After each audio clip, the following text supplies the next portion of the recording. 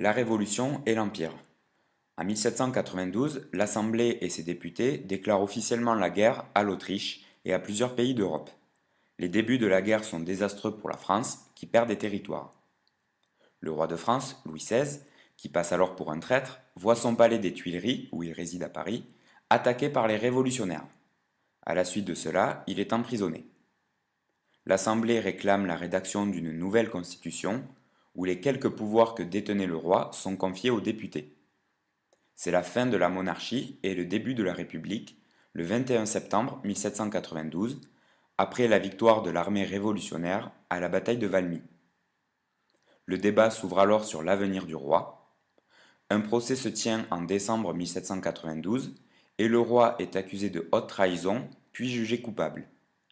Les députés se prononcent pour sa mort et le roi est guillotiné le 21 janvier 1793. Cependant, dans la foulée, la République est menacée. Avec la mort de Louis XVI, les autres monarchies européennes, telles que l'Autriche ou la Prusse, craignent le même sort qu'en France, et redoublent d'efforts pour mobiliser de plus en plus de soldats et gagner des batailles. En France, de nombreuses régions se révoltent et souhaitent le retour à une monarchie.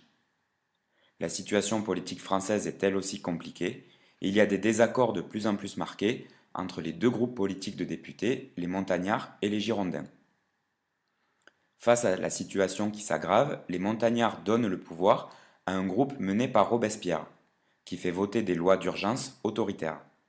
Levée en masse de milliers de soldats pour faire face aux attaques étrangères, arrestation massive dans les régions où l'on réclame un retour de la monarchie, suppression de certaines libertés, notamment liées à la pratique de la religion, arrestation et exécution des opposants politiques, les Girondins. Cette période autoritaire est appelée la Terreur.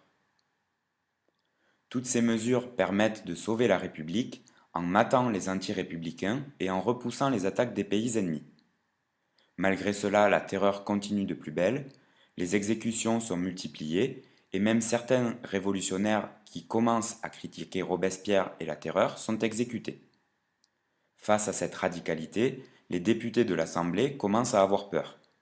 En 1794, Robespierre est déclaré hors la loi, puis il est guillotiné. C'est la fin de la terreur. La Révolution